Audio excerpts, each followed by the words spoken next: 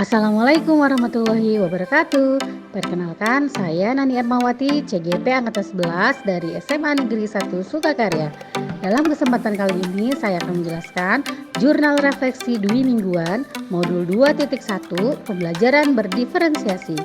Jurnal Dwi Mingguan ini saya tulis untuk menggambarkan refleksi saya setelah mempelajari Modul 2.1. Dan ini merupakan tugas setelah berakhirnya modul yang dipelajari sebagai seorang calon guru penggerak. Saya akan menuliskan semua pengalaman saya dan semua yang saya rasakan selama mempelajari modul 2.1 ini dalam artikel ini dengan model refleksi 4P atau 4F yang diprakarsai oleh Dr. Roger Greenway, yakni 1. Apa yang saya alami, 2. Apa yang saya rasakan, 3. Apa yang saya dapatkan, dan 4. Apa yang akan saya lakukan. 1. Fact atau peristiwa. Tanggal 20 Agustus 2024, saya memulai membuka modul 2.1 di LMS dengan mengerjakan pretest. Saya mengerjakan 18 soal dalam pretest tersebut. Setelah mengerjakan pretest, saya mulai mempelajari modul 2.1 dengan membuka tautan mulai dari diri. Di sini saya mendapat tugas untuk melakukan refleksi diri. Di bagian eksplorasi konsep, saya belajar tentang memenuhi kebutuhan belajar semua murid. Saya juga belajar mengenai kesiapan belajar, minat belajar murid, dan kemudian profil belajar murid. Pada hari Jumat tanggal 23 Agustus 2024, kami melaksanakan kegiatan sinkronus di ruang kolaborasi bersama fasilitator kami, yaitu Bapak Kutman Subarja dan rekan calon guru penggerak Angkatan 11. Tugasnya adalah mengamati dan menganalisa skenario pembelajaran dalam mengimplementasikan pembelajaran berdiferensiasi.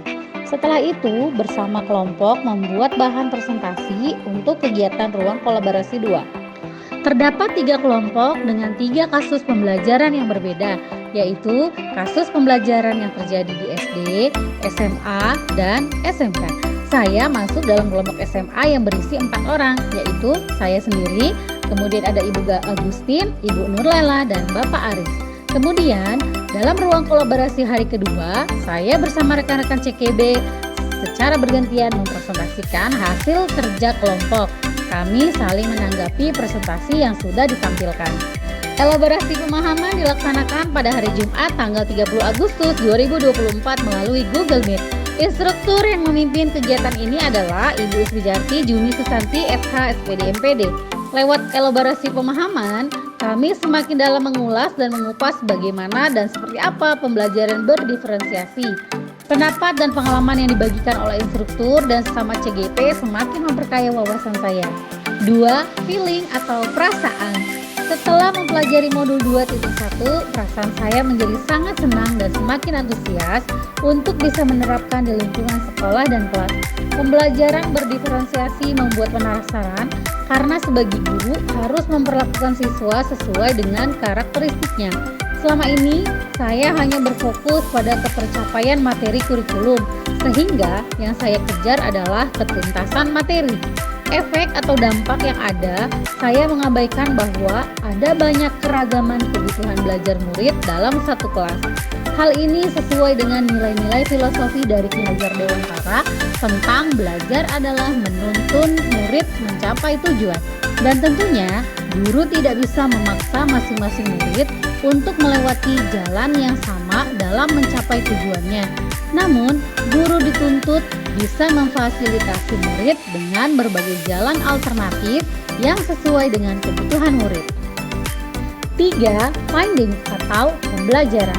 Pembelajaran bermakna yang saya peroleh setelah mempelajari modul 2.1 adalah murid memiliki keunikan masing-masing, mulai dari pengetahuannya, cara belajar, gaya belajar, sikap, keinginan, dan sebagainya.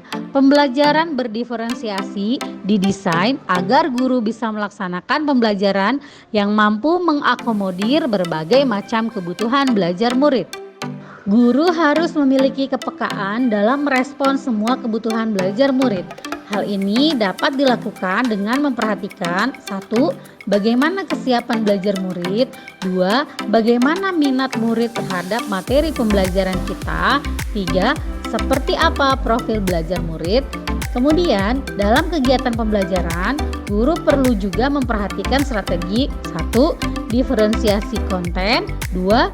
Diferensiasi produk, 3. Diferensiasi proses. Dan dalam proses penilaian, guru menggunakan penilaian berjenjang. Harapannya, semua murid bisa memperoleh kesempatan yang sama dalam mengikuti pembelajaran, sehingga lingkungan yang aman dan nyaman pun akan didapatkan murid. 4. Future atau penerapan. Saya akan menerapkan pembelajaran berdiferensiasi di kelas.